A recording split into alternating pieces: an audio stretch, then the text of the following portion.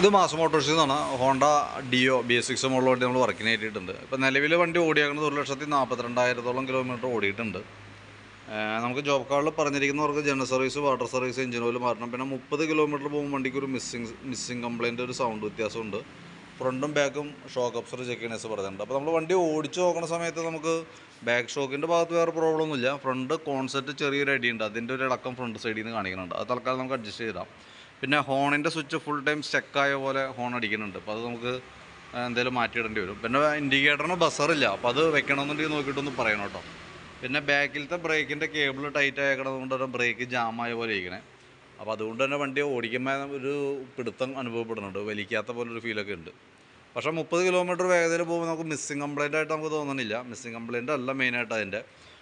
ശരിക്കും ഈ ത്രോട്ടിൽ ബോഡിയൊക്കെ നമുക്ക് അഴിക്കേണ്ട ടൈം കഴിഞ്ഞിട്ടുണ്ട്. അതായത് ത്രോട്ടിൽ ബോഡി, അതിൻ്റെ ഫ്യൂൽ പമ്പിൻ്റെ ഫിൽറ്ററൊക്കെ മാറ്റുന്നുണ്ട്, ത്രോട്ടിൽ ബോഡി അഴിച്ച് ക്ലീൻ ചെയ്യണം, ഇഞ്ചക്ടർ ഒന്ന് ക്ലീൻ ചെയ്യാണ്ട്. അപ്പോൾ അങ്ങനത്തെ വർക്കുകളൊക്കെ വന്നിട്ടുണ്ട്. അത് നമുക്ക് എന്തായാലും ഇപ്പോൾ ഇന്നത്തേക്ക് വെച്ചാൽ ഇന്നെന്തായാലും തീരില്ല. നമുക്ക് അടുത്ത സർവീസിൽ ഞാൻ ഓൾറെഡി അത് ബുക്ക് ചെയ്തിട്ടിട്ട് നമുക്കത് കംപ്ലീറ്റ് ചെയ്യാം. കാരണം അത്യാവശ്യം കുറച്ച് മെയിൻ്റനൻസുകൾ അടുത്ത സർവീസിൽ ചെയ്യേണ്ടതായിട്ടുണ്ട് കേട്ടോ. അപ്പോൾ ഞാനത് ഡീറ്റെയിൽ ആയിട്ട് ഓരോന്ന് പറഞ്ഞുതരാം. നമുക്കതിൻ്റെ സർവീസിനോടനുബന്ധിച്ച് ബാക്ക് ബ്രേക്കൊക്കെ ചെക്ക് ചെയ്യാൻ വേണ്ടി അയച്ചാണ്. ബ്രേക്ക് ലൈൻഡർ നമുക്ക് കിടക്കുന്നത് കമ്പനി ലൈൻഡറൊന്നല്ല, ഡ്യൂപ്ലിക്കേറ്റ് ലൈൻഡറാണ്. കുറച്ചുകൂടി ഉപയോഗിക്കാനുണ്ട്. അപ്പോൾ ബ്രേക്ക് നമുക്ക് ക്യാമൊക്കെ ഒന്ന് അഴിച്ച് ഗ്രീസ് ചെയ്തതിന് ശേഷം തൽക്കാലം ഈ ലൈൻഡർ തന്നെ ഇടാം. മാറ്റിയിടുമ്പോൾ കമ്പനി ഇടാനായിട്ട് ശ്രദ്ധിക്കുക. കാരണം ഞാൻ ഹബ്ബൊക്കെ ശരിക്കും സ്ക്രാച്ച് വന്നിട്ടേ പെട്ടെന്ന് പോറലൊക്കെ വന്ന് കംപ്ലൈൻറ്റ് വന്ന് പോകും. അതിൻ്റെ ഈ ഇങ്ങനത്തെ ഐറ്റം ഉപയോഗിക്കും കേട്ടോ. അപ്പോൾ തൽക്കാലം വേറെ പെട്ടെന്നൊരു ആവശ്യത്തിന് ഇട്ടായിരിക്കാം. പരമാവധി ഉപയോഗിച്ചതിന് ശേഷം മാറ്റുമ്പോൾ കമ്പനിയായിട്ട് ഇടാനായിട്ട് നമുക്ക് നോക്കാം. പിന്നെ ബാക്ക് വീല് പിടിക്കുന്നത് ഈ ഒരു ഷാഫ്റ്റുമാണ്. അതിൻ്റെ ബെയറിങ് നമ്മൾ ചെക്ക് ചെയ്യുന്ന സമയത്തുണ്ടല്ലോ, അതും ഒരു പ്ലേ സ്റ്റാർട്ട് ചെയ്തിട്ടുണ്ട്. അപ്പോൾ അതുകൊണ്ട് തന്നെ നമുക്കിപ്പോൾ ബ്രേക്കിൻ്റെ കേബിൾ നമുക്കിപ്പോൾ എന്തെങ്കിലും മാറ്റണം. ബ്രേക്ക് കേബിൾ മാറ്റിയാലും ബ്രേക്ക് അത്ര സ്മൂത്ത് ആയിരിക്കില്ല. കാരണം എന്ന് വെച്ചാൽ ബാക്ക് വീല് പിടിപ്പിക്കുന്നത് ഇതുമ്മയാണ്. അപ്പോൾ ആ ബെയറിങ് ചെറിയൊരു ഷേക്ക് ഉള്ളതുകൊണ്ട് അത് വർക്ക് ചെയ്യണതിൽ ചെറിയൊരു വേരിയേഷൻ കാണിക്കും. അപ്പോൾ അതിൻ്റേതായുള്ളൊരു ചതച്ചിൽ കാണിക്കും. പിന്നെ കൂട്ടത്തിൽ നമുക്ക് ഈ ഡ്യൂപ്ലിക്കേറ്റ് ലൈൻഡറാണ് കിടക്കണം. അപ്പോൾ അതിൻ്റെ ഒരു പോരായ്മ എന്തെങ്കിലും കാണിക്കും. നമുക്ക് നിലവിൽ ഇതിൻ്റെ ഗിയർ ബോക്സിൻ്റെ ഭാഗത്ത് ബെയറിങ് പോയിട്ട് എഞ്ചിൻ കേസ് ഓവലായേക്കണ കംപ്ലയിൻ്റ് ഉണ്ട്. ആദ്യമേ കഴിഞ്ഞ പ്രാവശ്യം ഇടയ്ക്കപ്പോൾ നമ്മൾ ഈ ഭാഗം ഗിയർ ബോക്സിൻ്റെ ഭാഗം അഴിച്ചപ്പോൾ അതിൻ്റെ ബെയറിങ്ങിൻ്റെ സീറ്റിങ് കംപ്ലയിൻ്റ് ഉള്ളത് നമ്മൾ കണ്ടേക്കണതാണ് കേട്ടോ. അത് ശരിക്കും എഞ്ചിൻ കേസിൻ്റെ നമ്പർ വന്ന എഞ്ചിൻ നമ്പർ വന്ന ഭാഗത്തുള്ള കേസിനാണ് ആ കംപ്ലയിൻറ്റ് വന്നേക്കുന്നത്. അന്ന് തൽക്കാലം അഡ്ജസ്റ്റ് ചെയ്തിട്ടേക്കണേ. പക്ഷേ ഇപ്പോൾ നിലവിൽ കംപ്ലയിൻറ്റിലേക്ക് ആയി തുടങ്ങിയിട്ടുണ്ട്, സ്റ്റാർട്ടിങ് ആയിട്ടുണ്ട് കേട്ടോ. പെട്ടെന്ന് മേജറായിട്ട് കംപ്ലയിൻറ്റ് വരുമെന്നല്ല, അടുത്ത സർവീസിൽ നമുക്കൊന്ന് സമയം അറേഞ്ച് ചെയ്തിട്ട് അത് അഴിച്ച് മാറ്റി കളയേണ്ടത് അത്യാവശ്യമാണ്. അതല്ലെങ്കിൽ പിന്നെ അങ്ങനെ കിടന്നുമ്പോഴത്തേക്കും പിന്നെ പെട്ടെന്ന് കൂടുതൽ കംപ്ലയിൻ്റ് വന്നാൽ ബാക്കിയത്തെ ഒന്നാമത് 5 കേസ് കംപ്ലയിൻ്റ് ആണ്, ഓവലായിട്ടുണ്ട്. പിന്നീട് പെട്ടെന്ന് വീണ്ടും കംപ്ലയിൻറ്റ് കൂടുകയുള്ളൂ. അപ്പോൾ അതൊന്ന് ഓർമ്മയിൽ വെച്ചേക്കാം. ഗിയർ ബോക്സിൻ്റെ ഭാഗം അടുത്ത സർവീസിൽ മെയിൻ്റനൻസിനായിട്ട് അഴിക്കേണ്ടതായിട്ടുണ്ട്. പിന്നെ നമ്മളതിൻ്റെ എയർ ഫിൽറ്ററൊക്കെ നോക്കി. എയർ ഫിൽറ്ററൊക്കെ നമുക്ക് കിടക്കുന്നത് കമ്പനി ഫിൽറ്ററാണ്. കുറച്ച് പൊടിയൊക്കെ ഉണ്ട്, വലിയ പഴക്കമായിട്ടൊന്നുമില്ല. നമുക്ക് തുടച്ച് ക്ലീൻ ചെയ്ത് റീസെറ്റ് ചെയ്യാം. ക്ലച്ച് സൈഡ് നമ്മൾ അഴിച്ചിട്ടുണ്ട്. ക്ലച്ച് സൈഡ് നമ്മൾ അഴിച്ച് അതിൻ്റെ ഓരോ ഭാഗങ്ങൾ ചെക്ക് ചെയ്യുന്നുണ്ട്. അപ്പോൾ ഇവിടെ 2 ഓയിൽ ലീക്കാണ്. ഈ ക്ലച്ച് ഷാഫ്റ്റിൻ്റെ സൈഡിൽ ഇവിടെ ലീക്ക് കാണിച്ചിട്ടുണ്ട്. റാങ്ക് ഷാഫ്റ്റിൻ്റെ സൈഡിൽ ഓയിൽ ലീക്ക് ആയിട്ടുണ്ട്. അപ്പോൾ നമുക്കൊരു ഓയിൽ കിറ്റ് എടുത്താൽ മാറ്റാവുന്നുള്ളൂ. പിന്നെ അതേപോലെ തന്നെ ബെൽറ്റ് നോക്കി. ബെൽറ്റ് പുതിയ ബെൽറ്റാണ് കിടക്കണേ. ക്ലച്ച് ഷൂ ഏകദേശം അതിൻ്റെ ഒരു ലൈഫിലേക്ക് എത്തിയിട്ടുണ്ട്. മാക്സിമം ഓടി നമ്മുടെ കയ്യിൽ ബ്രേക്ക് ലൈനർ പോലത്തെ ഒരു പീസാണ് ഇത് കേട്ടോ. അത് നമ്മൾ ഉപയോഗിക്കുന്നതിനനുസരിച്ച് തേമാനം വന്നുകൊണ്ടിരിക്കുന്നതാണ്. അപ്പോൾ അത് അടുത്ത സർവീസിൽ മിക്കവാറും മാറ്റേണ്ടതായിട്ട് വരും. അപ്പോഴത്തേക്ക് ഏകദേശം തീരും. ഇപ്പോൾ തന്നെ ഏകദേശം അതിൻ്റെ ബോർഡർ ലൈനിലേക്ക് ആയിട്ടുണ്ട്.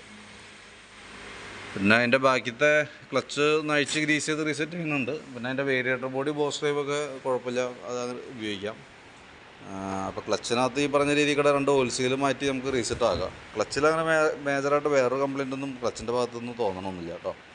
പിന്നെ ക്ലച്ച് ഷൂ തീരാറായിട്ടുണ്ട്, അതൊഴിച്ചാൽ വേറെ പ്രശ്നമൊന്നും തോന്നണമെന്നില്ല. പിന്നെ എഞ്ചിൻ ഓയിൽ മാറുന്നുണ്ട്. പിന്നെ ബാക്കിലേക്ക് തന്നെ ബ്രേക്കിൻ്റെ കേബിൾ ടൈറ്റാണ്. അതുകൊണ്ട് തന്നെ ബ്രേക്ക് പിടിച്ചാൽ ഒരു ചതഞ്ഞ രീതിയിലുള്ള ബ്രേക്കേ വരുള്ളൂ.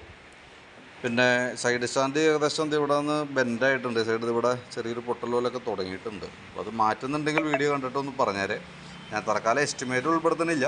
വീഡിയോ കണ്ടേ നമ്മൾ ആവശ്യമാണെന്നുണ്ടെങ്കിൽ പറയുകയാണെങ്കിൽ നമുക്കത് അഡീഷണൽ വരാം. ഏകദേശം 150 രൂപ താഴെ നമുക്ക് സൈഡ് സ്റ്റാൻഡിന് റേറ്റ് തന്നെ. അപ്പോൾ എസ്റ്റിമേറ്റിൽ അത് കാണിക്കുന്നില്ല തൽക്കാലം കേട്ടോ. അപ്പോൾ നോക്കിയിട്ട് പറഞ്ഞാൽ മതി, വേണമെങ്കിൽ ഞാൻ അറേഞ്ച് ചെയ്യാം.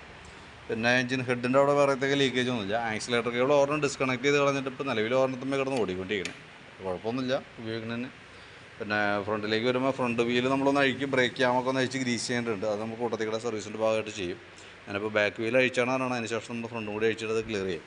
കോൺസെപ്റ്റ് ഫ്രണ്ട് ഷോക്ക് ചെക്ക് ചെയ്തു. ഫ്രണ്ട് ഷോക്കിൻ്റെ ഭാഗത്തും ബാക്ക് ഷോക്കും ചെക്ക് ചെയ്ത് വേറെ കംപ്ലയിൻ്റ് ഇല്ല. പക്ഷേ കോൺസെപ്റ്റ് ചെറിയൊരു അടിയുണ്ട്. അത് തൽക്കാലത്തേക്ക് അഡ്ജസ്റ്റ് ചെയ്തിടാം.